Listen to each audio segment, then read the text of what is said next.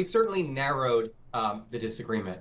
The Senate is still wants to spend at least $14 billion more than the deal. And even though the House says they want to take the Fiscal Responsibility Act deal, they've said they don't want to do a number of these side deals that increase the actual number. So there still is a pretty significant gulf between the House and the Senate, but it's much narrower than it was before. And I think they'll be able to close it, at least on a temporary basis. So, what's your feel on this in general with the laddered CR? We haven't talked to you since this idea first emerged here. We're going to start running out of money at the end of January. We will completely run out of money in February.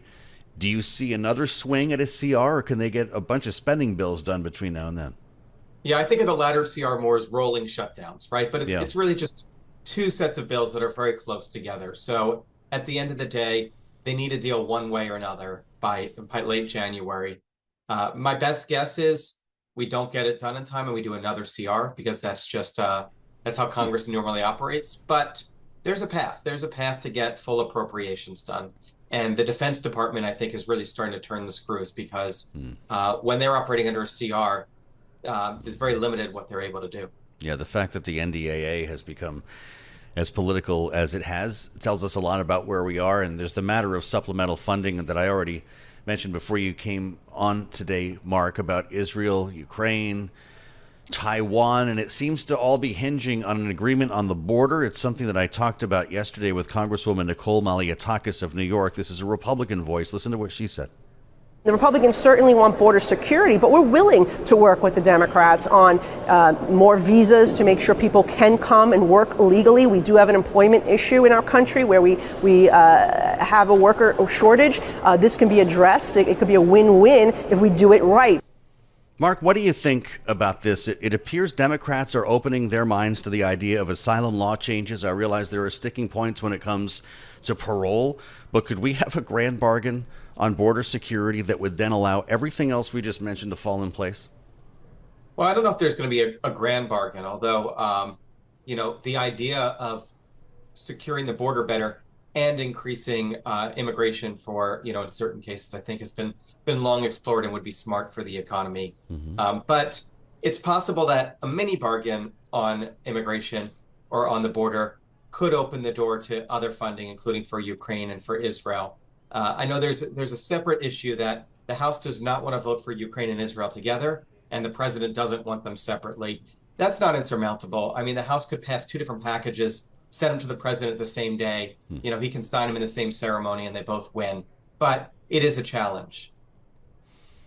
Well, I'll tell you, it's not the development that I expected today in terms of the Freedom Caucus here, and it makes me wonder your thoughts on how the speaker's doing. Mike Johnson got a pretty tough piece in Politico that a lot of folks are talking about here, that the conservative right in the House is not impressed with his job so far.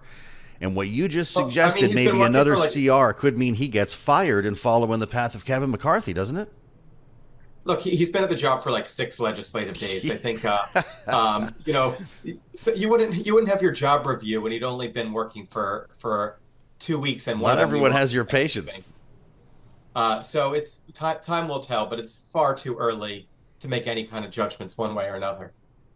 Well, maybe it is for you or for serious individuals, but it's his conference he needs to worry about. And I just wonder if that idea of a motion to vacate is still on your menu of options, or if that's something that is going to rest with Kevin McCarthy. I think that the pressure against doing that again is so strong. I don't think they want to go through that again. It was very painful. And so he'd have to do something, I think, pretty bad to get a motion to vacate and be vacated. Although you never know. You never know. As we spend time with Marc Goldwein from the Committee for a Responsible Federal Budget, this is the part where I'll get a bunch of nasty grams, Mark, but I have to ask you because I realize it's part of your view here at the committee. When we start talking about budgeting, when we start talking about eliminating deficits, we never talk about revenue. Should we? Yeah. Well, no, we are talking about revenue right now. We're talking about tax cuts. Well, that's right. Raising revenue, to be clear. Yeah. Apparently, Democrats and Republicans want to come together and cut $800 billion more of taxes at the end of the year for businesses and for the child tax credit. This is exactly the wrong conversation. We are running $2 trillion deficits. Interest rates are 4.5%, 5%. and we're talking about tax cuts. That's crazy. But if you say I'm going to raise taxes, you don't get elected, right? Well, look, I mean, one way or another, we're going to have to close the gap between taxes and spending, and none of it's going to be popular. It's not popular to cut Social Security or cut defense or raise taxes, but it's also not popular to run massive deficits that lead to inflation, that lead to higher interest rates, that slow income growth, that put our trust funds in danger. So at some point, they're going to have to choose to do an unpopular thing to prevent an even more unpopular thing from happening. Well, so does the committee have a position on this? Would it include, for instance, rescinding the 2017 Trump tax cuts? Would that close the gap on a level that would please you?